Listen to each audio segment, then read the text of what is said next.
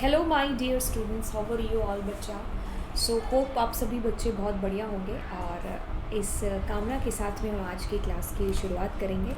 तो बिल्कुल बच्चा, लास्ट क्लास जो अभी अभी आप लोगों ने देखी होगी 15 नंबर, सो उसके अंदर मैंने आपको यहाँ पर डिक्शनरी के थ्रू 16 नंबर जो आपने देखा होगा उसके अंदर मैंने आपको सीरीज़ डिक्शनरी ऑफ सीरीज़ के थ्रू डेटा फ्रेम को क्रिएट करना बताया। यानी कि आपको सीरीज़ आती है, उन सीरीज़ को आप पुट करोगे डिक्शनरी में और फिर डिक्शनरी को पुट करोगे आप डेटा फ्रेम फंक्शन के अंदर और ऐसे आप डेटा फ्रेम बना सकते हो। इस लेक्चर के अंदर मैं आपको बता रही हूँ कि कैसे आप सिर्फ सीरीज़ के थ्रू ही जो है डेटा फ्रेम बना रहे हो।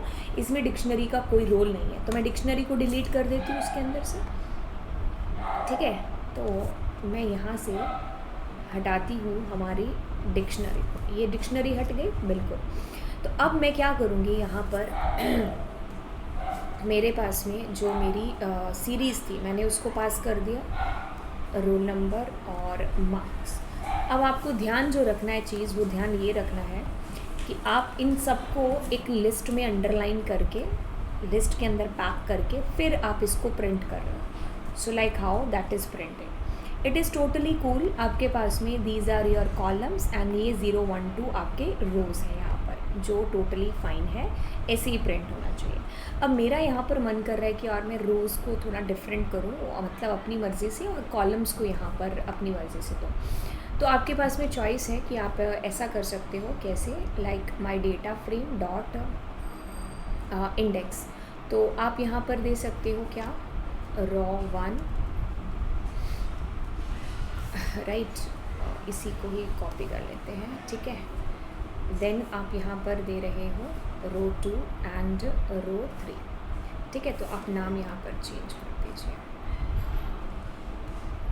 ठीक है।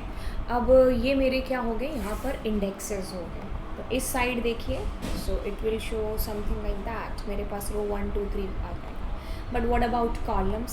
सो कॉलम्स के लिए भी सो सिंपल है, आपको करना कुछ ही नहीं है। आपको यहाँ पर इंडेक्स की जगह you just need to put their column, ठीक है।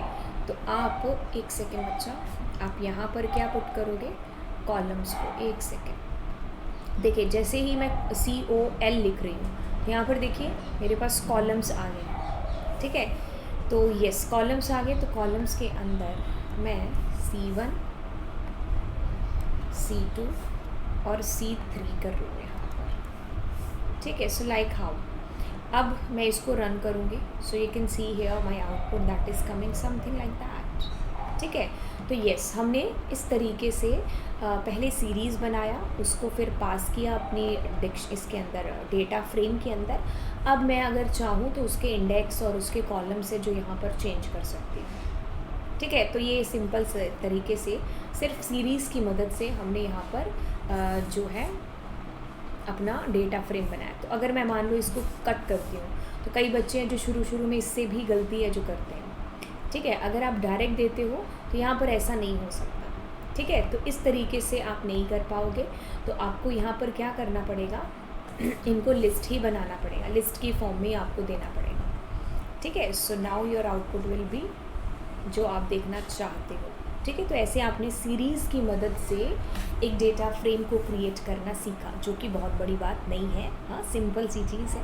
चलिए, अब हम लोगों ने सिलेबस की अगर माने तो सिलेबस के अकॉर्डिंग मैंने आपको लास्ट क्लास में 15 नंबर के अंदर डेटा फ्रेम का इंट्रोडक्शन कराया था। देन आपको क्रिएशन बता दिया। देन आपको डिक्शनरी ऑफ सीरीज़ जो अभी लास्ट क्लास हुआ था उसके अंदर।